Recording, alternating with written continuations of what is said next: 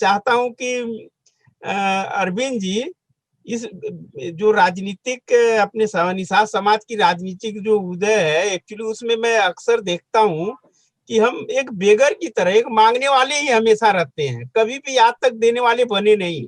जब देखो हमको आरक्षण चाहिए, हमको रिजर्वेशन चाहिए, हमको टिकट चाहिए, हमको हमारा अधिकार चाहिए, तो क्या हम इतनी जनसंख्या होते हुए, इतने माइंड, इतने नेता होते हुए सिर्फ हम मांगने के लिए, क्योंकि हम कहीं ना कहीं आप देखिए इतिहास में, दुनिया में देखिए, जो आदमी मांगता है ना तो वो प्रजा ही रहता है, कभी लीडर नहीं बन सकता है। तो हम इस स्थिति से कब तक चेंज होंगे, कब चेंज होंगे कि हमें आरक्षण चाहिए? हम तो चाहते कि हम ऐसा बने कि हम किसी को आगे बाकी सबको आरक्षण दे दें, जितनी जितनी संख्या जितना है सबको आरक्षण दें। वो कब बनेंगे, कैसे बनेंगे? सिर्फ हम हमेशा कहते हैं कि हम कभी भाजपा में जाते हैं, कभी सपा में जाते हैं, कभी बहुजन समाज पार्टी में जाते हैं और सिर्फ हम मांगते हैं। क्या हमें नहीं शुरुआत तो ऐसा नहीं होना चाहिए कि हम सिर्फ देने वाला भी काम करें, हमें भी सत्ता और शासन मिले? सबको पता है कि आपके पास जनसंख्या है और एक लीजेंडरी नेता कैसे होना चाहिए। सांसद विधायक बनना तो किसी का भी टिकट मिल जाए, किसी भी पार्टी से जोड़ तोड़ लगाइए, आज तो पैराशूट से लोग भी नेता बन रहे हैं।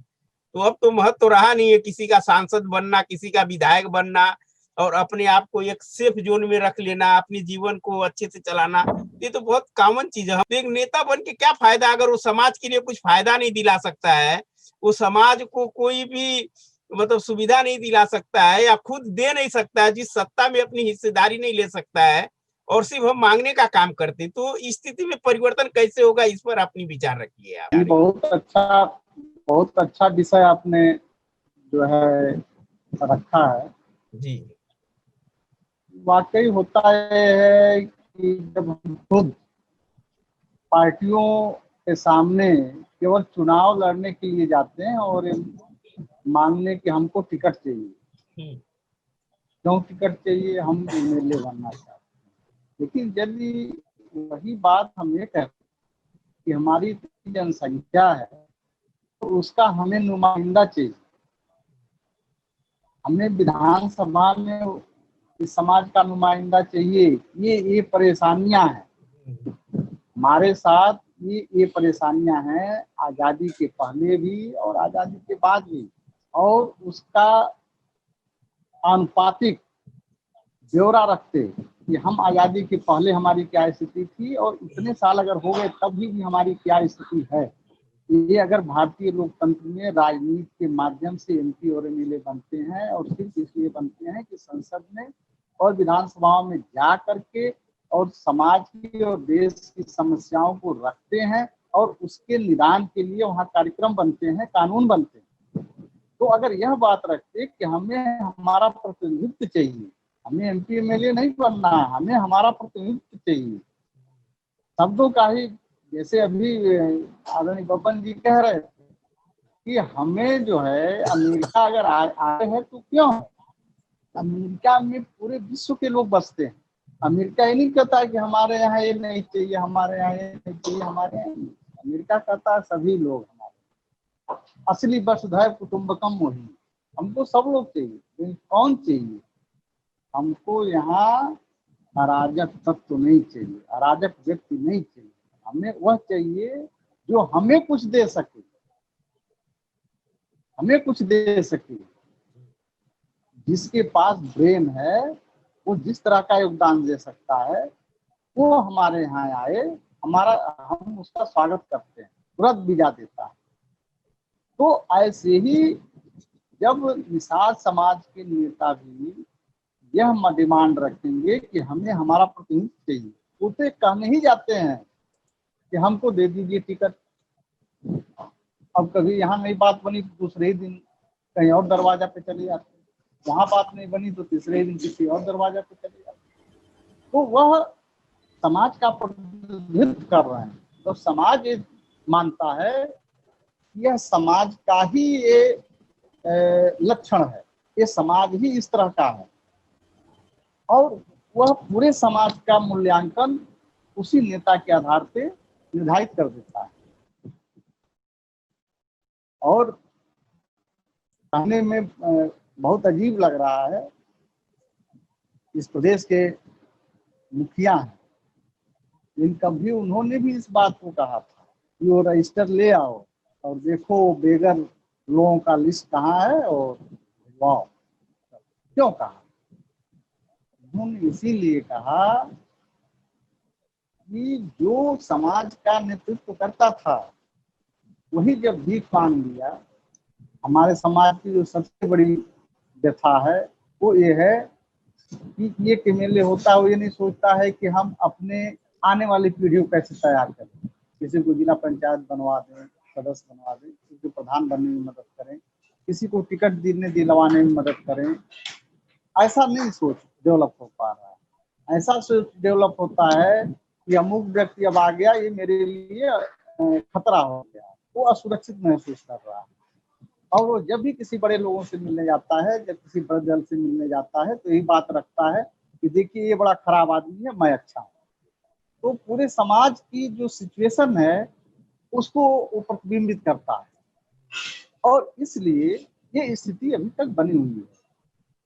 ये एक चीज खत्म करनी पड़ेगी, असुरक्षित भावना अपने मन से निकालनी पड़ेगी, क्योंकि किसी के लिए निरंतर चलने वाली ये प्रक्रिया नहीं है कि एक ही आदमी एमएलए होगा, एक ही आदमी मिनिस्टर होगा, एक ही आदमी एमपी होगा। ऐसा कुछ है नहीं।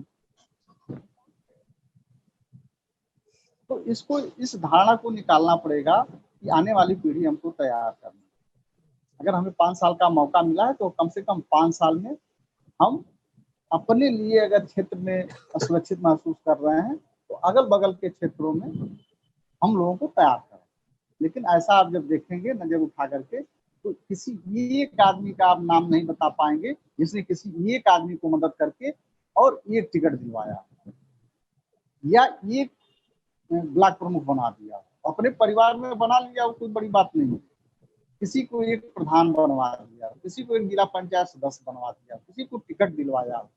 तो इससे वो पार्टियां ये समझती हैं कि यही इस व्यक्ति के, समाज के पूरा आईना है, प्रतिबिंब है। जैसा ये बोल रहा है, जैसा कह रहा है, वही चरित्र है। उस चरित्र का निर्धारण पूरा हो जाता है। इसलिए निवेदन है हमारा अपने साथियों से कि इस विचार को त्यागना पड़ेगा। बहुत से ऐसे नेता हुए जो आजीवन बिना एमपी एमएलए बने रह गए, इस दुनिया से विदा हो गए, लेकिन आज भी वो चीर अमर हैं, अद्भुत व्यक्तित्व है और हमेशा हमेशा के लिए अमर है।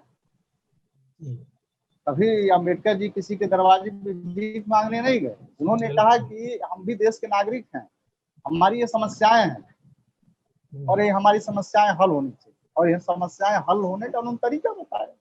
तो तरीका बताना कोई भीख मांगना नहीं है कि हमारी ये समस्या, इसके हल करने का ये तरीका है। हम ये कहें कि हमको ये दे दीजिए, हमारे लिए दे दीजिए, इससे समाज का भला हो जाए। समाज का भला कैसे हो जाएगा? तो हमको अगर कोई चीज मिलती है तो उसे समाज का भला क्या हो?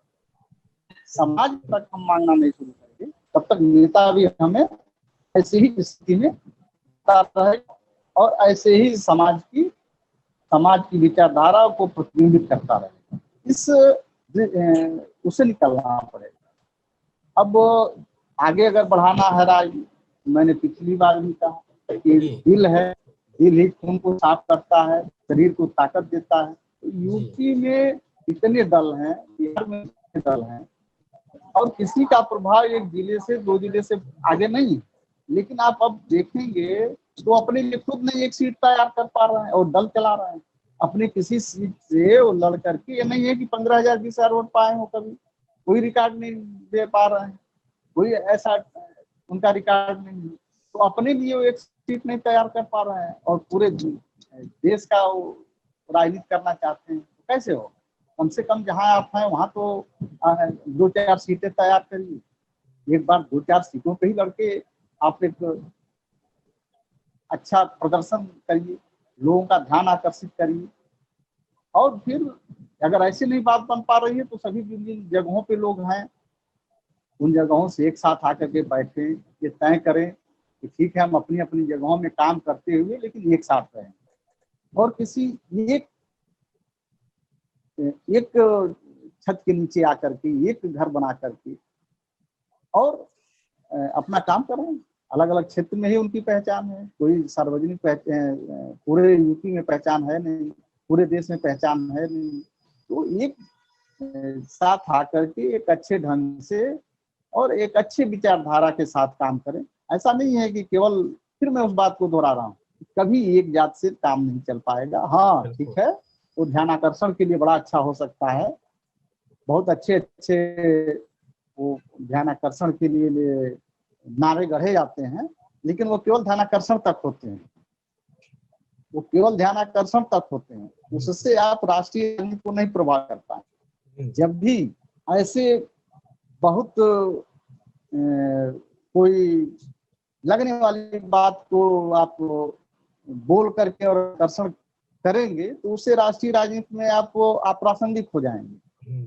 आप राष्ट्रीय राजनीति में चीजें नहीं चल पाएंगी। आज क्या है भारत, मैंने भी फेसबुक पे ही देखा है कि अमेरिका ने भारत को जो है सूडान के उसमें डाल दिया, कैटेगरी में डाल दिया है, खतरनाक देश के इसमें डाल दिया है। तो सही भी है, उसी सूडान का जो चरित्र है उसमें इसको भी डाल दिया। ये सोचने वाली बात है।